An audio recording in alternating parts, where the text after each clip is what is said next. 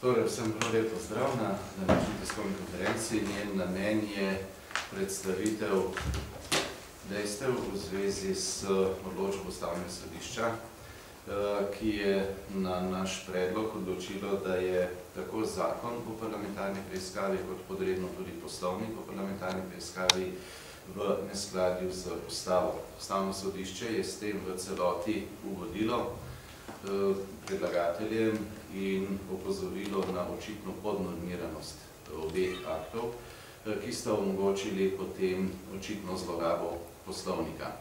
V danem primeru torej lahko zdaj zaključimo, da je vladajoča koalicija očitno kršila Ustavo Republike Slovenije in, kar je najbolj sporno v celi zgodbi, kršili so jo zavestno. Tisto, kar odpira dejstvo, da to ni samo naša domneva, ampak da je zdaj odločilo tako tudi Ustavno sodišče in te svoje trditve zelo jasno in nedvoumno tudi zapisano, je seveda vprašanje, zakaj so v vladajoči koaliciji zavestno kršili Ustavo Republike Slovenije in zlorabili proceduro za to, da so ovirali delo preiskovalne komisije v zadevi Patria, za katero sami sicer ves čas trdijo, da naj bi bila problematična. Odgovor je seveda silno preprost in ga zadnja dogajanja v zvezi s tožbami na sodišču, s tistimi, kjer je zraven tudi vlada oziroma država Slovenija ena od strank v postopku, zelo jasno pokažejo v pravi luči.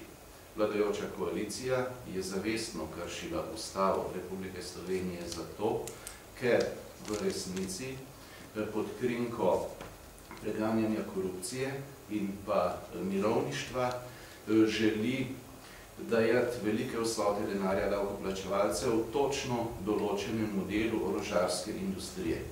Gre torej, po domače rečeno, za futranje določenega dela orožarske industrije, ki so mu blizu stranke sedanje oblasti in ki so mu te to že obljubile pred volitvami leta 2004, ko so prav tako imeli oblast. Spomnim bi, da je v tem nedvoumno priča pismo o nameri, ki ga je takrat najbolj kompetentna oseba, človek, ki je pokrival nabave na Ministrstvu za obrambo, poslal sistemski tehniki oziroma njenemu takratnemu direktorju Pavčku.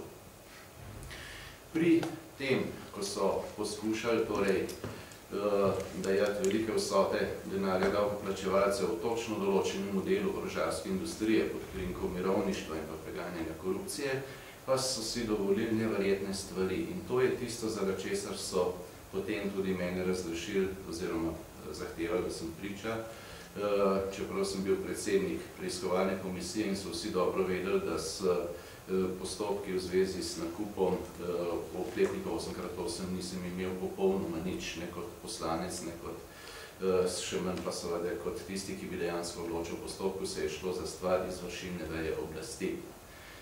Namreč že, ko sem prevzel to vodenje, sem najprej preučil ustrezne dokumente. In prve ugotovitve, na katere sem naredil, so bile alarmantne. Predvsem se je izkazalo, da to v nobenem primeru ni mogoče interpretirati kot neko afero SDS, kar sicer svojo medijsko močjo nasprotne strani vse čas poskuša, ampak da je to dejansko afera vseh naslednic nekdanje LDS in pa seveda SDR, sedanje ključne vladne stranke, kamor so se zatekli najbolj problematični kadri, ki so bili vpleteni v celotno zgodbo v prejšnjem mandatu, predvsem mislim tukaj seveda na gospoda Milana M. Cvikla.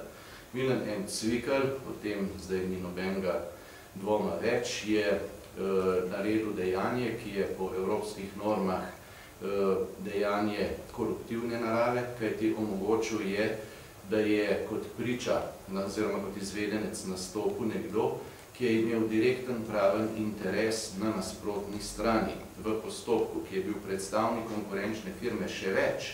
Izvedenec, ki ga je postavil Milan M. Cvikl, kot je kasneje dokazala Ministrstvo za obrambo in je to tudi dokumentirano v ustreznem dopisu, je bil celo šef konkurenčnega projekta, tako imenovanega Krpana, sistemske tehnike, nastopal je pa kot tisti, ki naj bi ocenjeval različne vidike, vključno smotrnostjo in še čem nakupa izbranega ponudnika oklepnikov 8x8.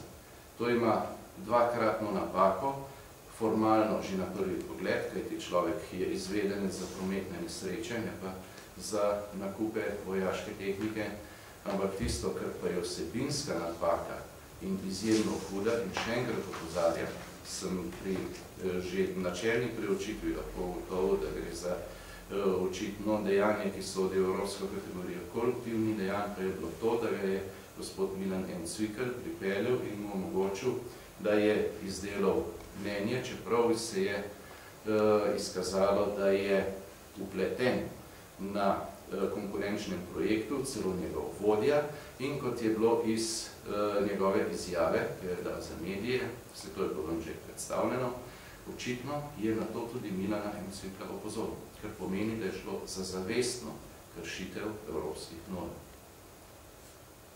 Teh zgodb je še cela vrsta in danes je seveda premalo prostora, da bi vse to odprl. Pričakujem pa, da bo sedaj vladajoča koalicija potegnila ustrezne konsekvence.